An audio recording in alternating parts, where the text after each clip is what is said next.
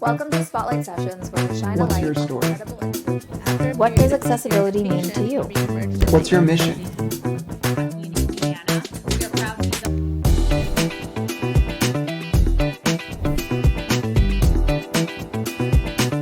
Hi, and welcome to another episode of the Spotlight Sessions with accessiBe's. My name is Sapir, and I'm your host for today's episode. The Spotlight Sessions are a series of interviews with changemakers in the disability community, and today I'm honored to have our guest Katie from MakeAWish Foundation. So welcome, Katie. Thank you so much for having me, Sapir. It's an honor. Awesome. So why don't we just jump in, and can you tell us a little bit about yourself? Absolutely. My name is Katie Ferrell, and I am the Director of Marketing and Communications for MakeAWish Ohio, Kentucky, and Indiana. We are proud to be the largest chapter of MakeAWish in the country, and this year we are on track to grant a record 1,200 wishes, which is just incredible. The need is so great, which means the need for wishes is great, and we're excited that we can be granting so many. Amazing. So congratulations on all of the work that you're doing. And Make-A-Wish Foundation is a pretty known organization, but can you tell our viewers what exactly Make-A-Wish Foundation is? Absolutely. We create life-changing wishes for children with critical illnesses across our 3 states. And this is also a mission that's happening thanks to the hard work of people nationwide and worldwide. So every day, children are diagnosed with critical illnesses and they get referred to Make-A-Wish by medical providers or themselves or a family member. And we get to speak with the child and their family and say, what do you want? You've been in the hospital. We know you've been going through so much. This is the time that they can regain their childhood. They can get that hope, strength, and joy through a wish. And research has shown that wishes can be life-changing. They help kids fight harder. They help them comply with treatment better. And probably most importantly, they help give them that emotional and mental break after dealing with the stress and the trauma and the unknowns of dealing with a critical illness. So a wish is so much more than a wish. It can be truly transformational. It's a really amazing job that your team is doing. And so your chapter, the Ohio, Kentucky, Indiana, is serving 3 states. How many chapters do you have? What's the scope of your organization? Yeah, so Make-A-Wish is headquartered in Phoenix, Arizona, and then there are 58 chapters nationwide. So we are one of those 58 chapters. And among our 3 states, there are 22 million people. And there are about 2,000 children right now that we know of that are waiting, or actually it's less now. We're really proud to have been granting so many wishes. I'd say probably 1,750. That's still so many children, right? So as soon as we grant a wish, we know that there's another coming in the door.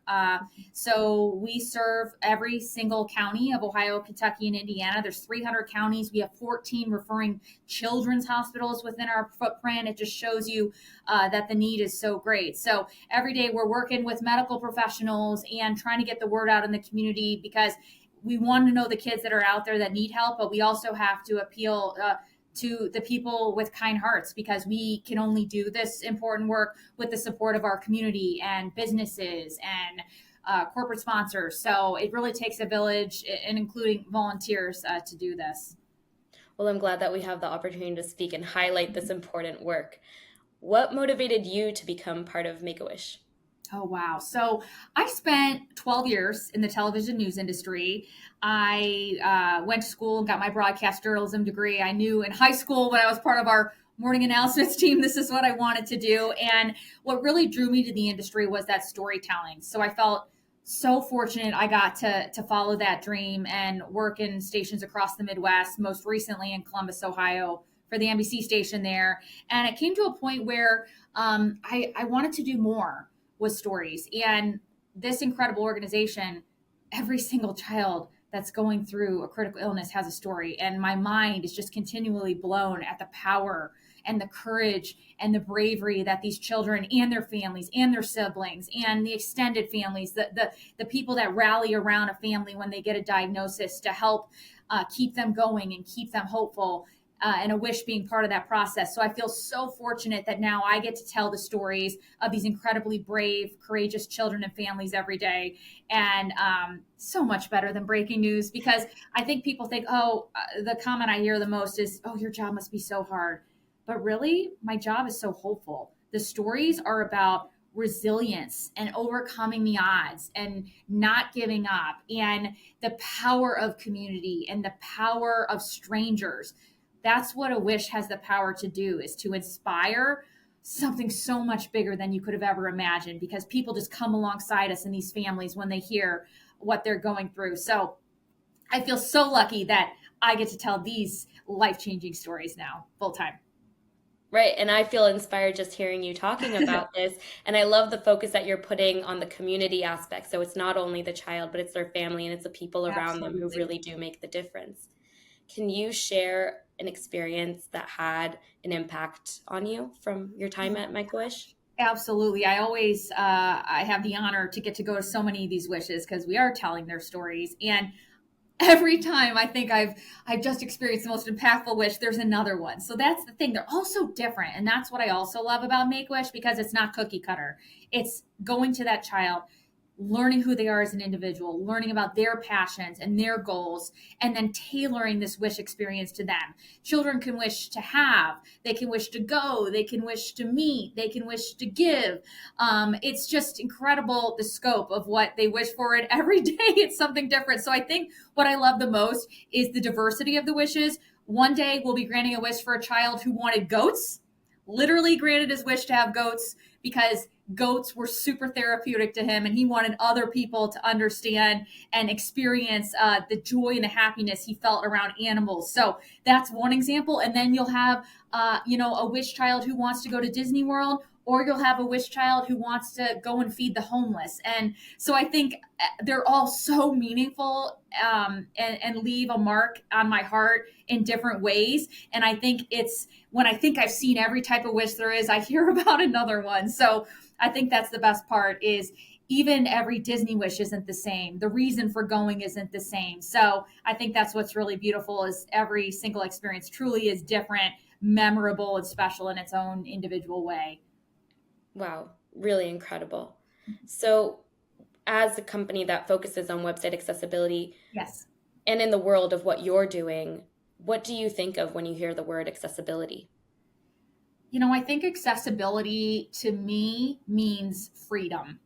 And I have one wish story that stands out to me that is such a shining example of this. One of the most powerful stories I've been able to tell was the story of Wish Kid Nadine. And Nadine is a young woman who was diagnosed with cancer. And during her cancer journey, for the first time in her life, she had to utilize a wheelchair. And hearing her speak about how that impacted her life and opened her eyes became the inspiration for her wish. So she loves the beach. And in Northwest Indiana, there is a gorgeous beach. Who knew? I've experienced it now. It's phenomenal. It's called Indiana Dunes State Park. And that was her favorite beach to go with her family. So she was thinking about her wish, and she just didn't feel right going on a trip. She thought, I want to do something to impact my community. That's just the type of kid she is. And she was on Facebook scrolling with her mom one day, and she saw a family friend, and she said, why isn't he at the beach today? It's gorgeous. He was inside at a pool. And her mom said, well, the beach isn't accessible. And literally in that moment, she said, you know what? I know what I want to do with my wish. And she wished to make a wheelchair accessible path at Indiana Dunes State Park. People had wanted to do this forever down there. When they heard her story, it inspired more than $100,000 in donations. And on the day her wish was dedicated, it is truly one of the most life-changing moments of my life. We showed up there to capture her story and film it. And we looked off in the distance before she even arrived, and we saw a mom with her son, we presumed, in a wheelchair. And she was really emotional. And so we approached her. We said, are you utilizing the path? And she turned, she said, I didn't know you were doing this. I have been coming here for 30 years, and my son has never gotten to the water's edge. And I said, oh my gosh, did you know that we're dedicating this today? No idea. Did you know that this was a wish kid named Nadine who sparked this project? No idea. We said, would you like to come to the dedication ceremony with your son? Would you like to meet Nadine? A few moments later, Nadine came. They met. Mom embraced her and hugged. And that to me is the perfect example of why I think accessibility means freedom, because it gave that mother and her son that have been coming there for decades, the freedom to finally just live. And so Nadine got to see her gifts impact in real time, and it was just phenomenal. So I know that was the basis for her wish. She wanted to give other people with disabilities that freedom back, and that freedom of choice, and the freedom to just live without thinking through every single thing you're going to do that day, to just go to the beach. So one of my favorite stories. That is really special, and I got goosebumps as you were telling it. I think it's really also, it falls in line with what we hear a lot on the Spotlight sessions, which is when someone has a disability or something that prevents them from access, they have to innovate. They have to become a problem solver. And it doesn't just solve the problem for that one person. It solves it for a multitude of different people with different experiences. And so we have to constantly bring these people to the table and grant wishes, answer questions, be open to those ideas so that we can make room for everyone. 100%. Awesome. So with that in mind, what is one thing that you wish people knew about the children who are experiencing illness or have a disability? Absolutely. I think diversity plays into that too. People often say, "Oh, you just help kids with cancer." We help kids with critical illnesses, and that spans so many things. So we are just targeting those children, and they're of so many different illnesses I couldn't even name. There's hundreds, if not thousands. So we're also not a terminal organization. People often think, "Oh, you're a last wish organization," and that's actually not true. 80% of the children on average that we serve and grant a wish to, they go on to reach adulthood and live typical, healthy, normal lives. And so many of them come back after the wish process and tell us, that wish was a turning point for me. That wish was the turning point for me in my fight, in me regaining my strength and my hope, giving me that will to keep on when things felt so dark. So I always love to say, no, we are granting wishes for children with critical illnesses. And these children, some of them, they do pass on, and we try to honor their memory in the best way we can. And they leave such a mark on us and on their community. But the majority, they are, fighting through and going on to have families of their own and turn around and give back to Make-A-Wish. So just a really beautiful thing that I love to share with the world, that it's not just for children who pass away. Thank you for busting that myth about Make-A-Wish and for sharing more information. With that in mind, what do you wish brands and businesses, even your corporate sponsors, knew more about the type of work that you're doing or how they can contribute?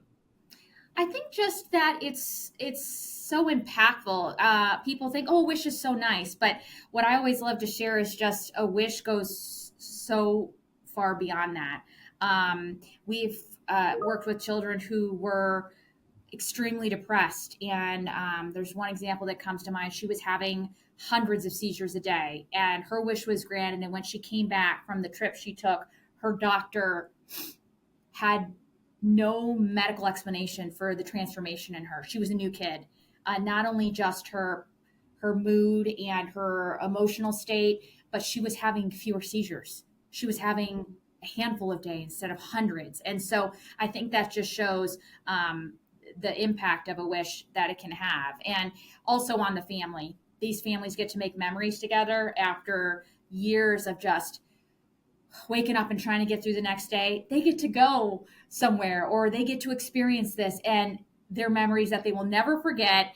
And it reminds them what life is about and what it was like just to be mom, dad, sister, brother, grandma, friends. It's just they just get to live again, and they don't get to worry so much. And that means something. Amazing. So my final question for you today is, if everyone can do one bit to make the world more inclusive and more like we want it to be, what would that be? I think just putting ourselves in other people's shoes and looking around. That day at the beach, I just kind of looked around, and it's amazing when we kind of take ourselves out of ourselves to just remember like the experience of others. And I think just hearing these stories of our incredible wish kids are super inspiring. And I try to live more like them every day when I'm having a tough day, because there's just a lot to be grateful for. Thank you so much for sharing that. And thank you for all of the hard work that you and your team are doing. We really appreciate it. And to all of our viewers, thank you for staying through this episode and for learning with us. You can continue the conversation by liking and subscribing to the Spotlight Sessions and also following us on Instagram at accessiB_community. We hope to see you there. Thanks for having me.